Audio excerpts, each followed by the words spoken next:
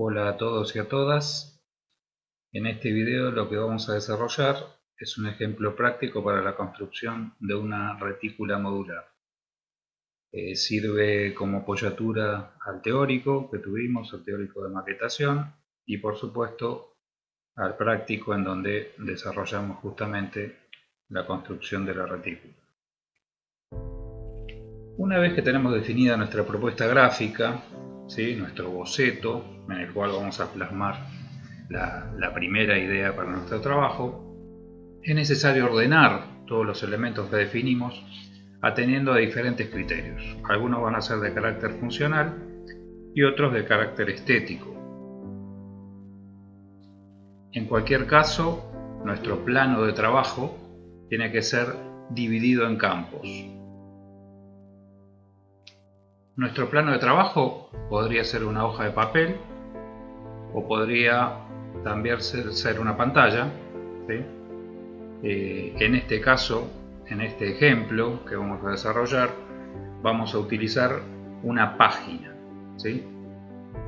Cuando hablamos de papel, nuestra unidad va a ser el centímetro, ¿sí? En nuestro país se utiliza ese sistema de medición, ¿sí? En el caso de tener una pantalla, utilizaremos píxeles. Esto es importante porque vamos a definirlo.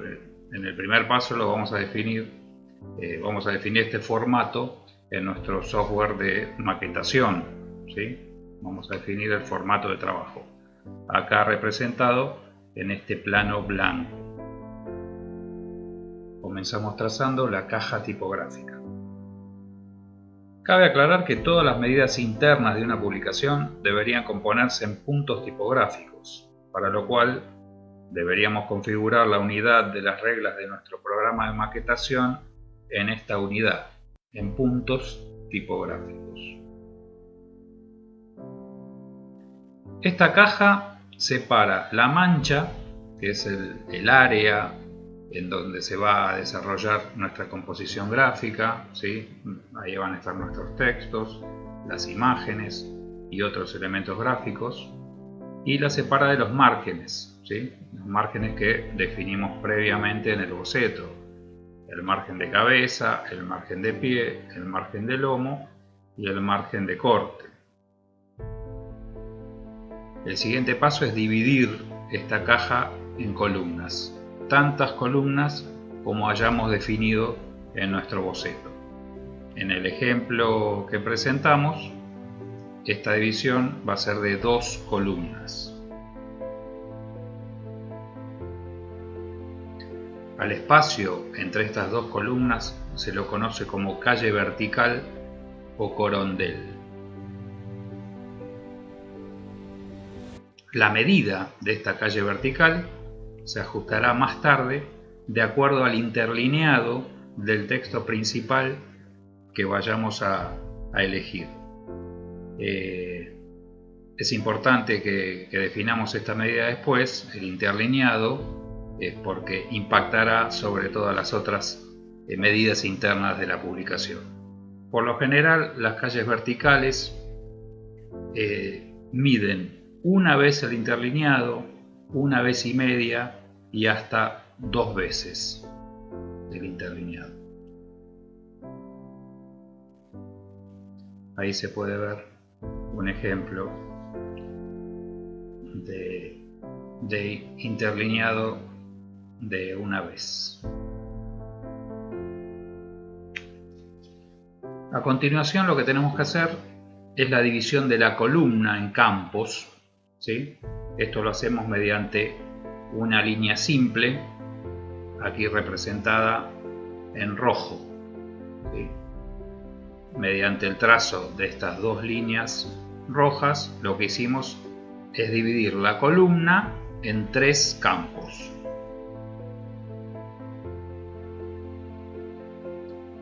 La cantidad de campos, obviamente, va a ser distinta para cada trabajo. Es otra de las cosas que tenemos que definir previamente. Y el tamaño depende de distintos factores. Por lo general se corresponde a la imagen más pequeña de la publicación, pero también puede estar definida por la pauta publicitaria.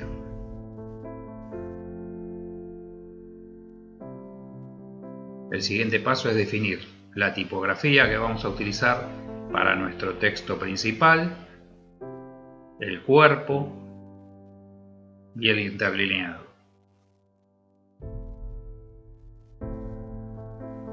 Es importante tener en cuenta la relación entre la longitud de líneas y la cantidad de caracteres por línea para asegurar la lecturabilidad.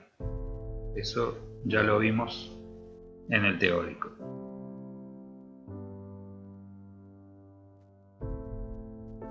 El siguiente paso es verificar cuántas líneas entran en la altura de uno de los campos bosquejados.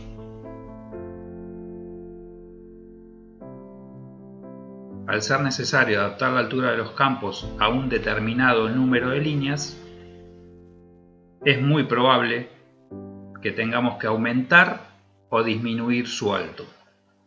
En el ejemplo que tenemos aquí, la columna de texto se pasa un poco del marco que habíamos definido previamente.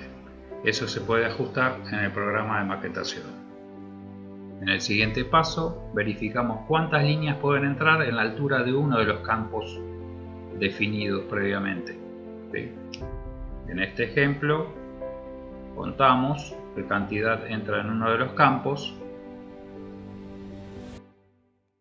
Es probable que no nos dé exactamente, por lo que tengamos que mover estas líneas rojas o bien mover la caja tipográfica, lo que va a alterar alguno de los márgenes, seguramente el de cabeza o de pie.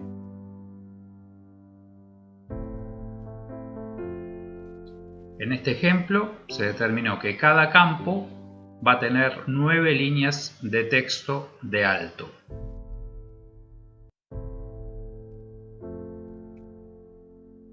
Para que no se contacten los campos, debemos separar por una línea vacía a la que denominamos calle horizontal. También la pueden encontrar como puntizón. Las calles horizontales tienen el alto equivalente al interlineado del texto principal.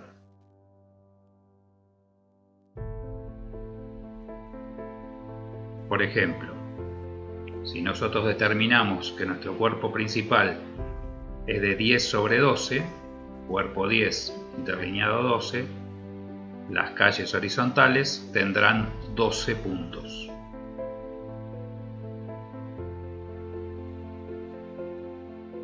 Dijimos entonces que en nuestro ejemplo cada campo va a tener 9 líneas. Cada columna tenía 3 campos. Además, tenemos 2 calles horizontales, cada una equivalente a una línea. Aquí ya podemos ver que nuestro texto, el último campo, tenía 10 líneas. En ese caso, lo que hicimos fue quitar la última de las líneas, subir un poco el margen, de manera que nuestra columna va a tener 29 líneas, ¿sí? 27 correspondientes a esos 3 campos,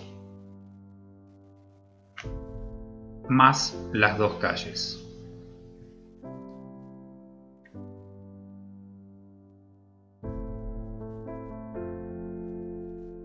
En nuestro ejemplo, el alto de la mancha es de 348 puntos. 29 líneas de 12 puntos de interlineado.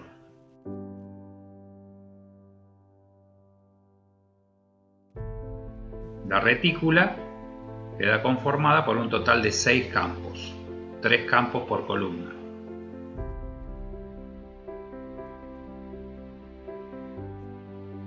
Las calles horizontales pueden ser utilizadas para establecer la división de estos campos o bien ser ocupadas por el texto y otros elementos de la composición visual.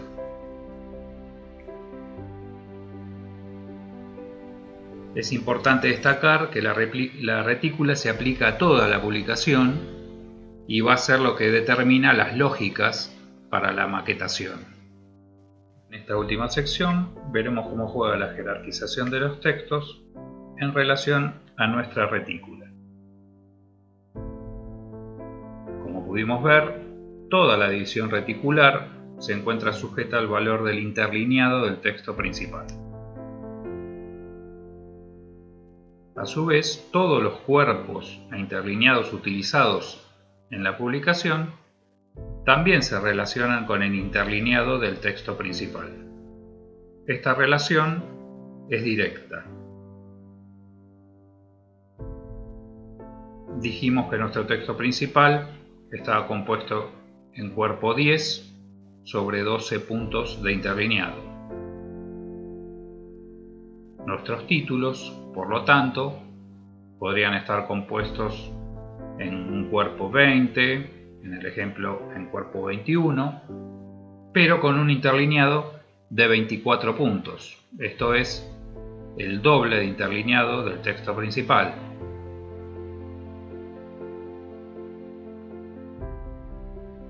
Los títulos secundarios o algunos copetes podrían estar compuestos en un cuerpo 17, un cuerpo 15, con el mismo interlineado de los títulos, el doble del interlineado del texto principal. Los copetes podrían tener cuerpo 14 y un interlineado de 18 puntos, una vez y media el interlineado del texto principal. Las volantas podrían estar compuestas en un texto algo menor que el cuerpo principal y compartir el mismo interlineado. Para las notas, la menor jerarquía de texto, podríamos estar componiendo con un cuerpo 6 y con la mitad del interlineado del texto principal.